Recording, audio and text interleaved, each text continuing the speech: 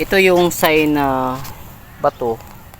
Pinost ko sa MDR locator. So yung MDR locator na account natin is may suspended na 180 days mula nung June 23 ng gabi. So itong bato na to mga boss, nakapost ako ng video dito mga boss. Yan. Yan. So siya para siyang cross, no? Tingnan nyo. Yan. Tapos may ano dito. May gilid papunta dito. So papunta dito yung parang guhit niya. Yan. Yan. Papunta dyan. Dito. No, dito sa baba. Tapos dito na naman nagsimula sa may gilid. Tapos yan. Yan.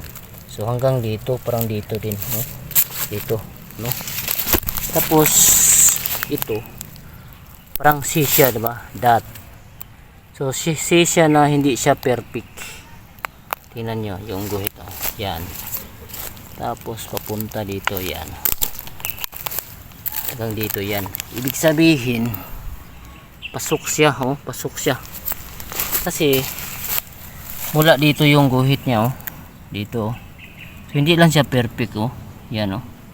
Yan. Ito yung dot niya, maliit. Yan. So nung nilocate ko ito mga boss, dito mismo ang detection sa locator natin dito. Dito banda. Dito. Ito siya. Pag dito, ang ikot dito is kaliwa. Tapos pag dito kanan. Tapos pag dito kanan din. So dito yung sentro niya mga boss.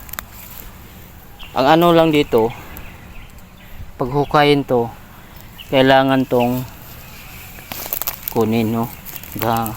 Gagamitan ng chin block to. Tapos ilocate ulit kung nasa looban ng bato or under ng bato. Kasi ito tapal to mga boss, eh. Tapal to.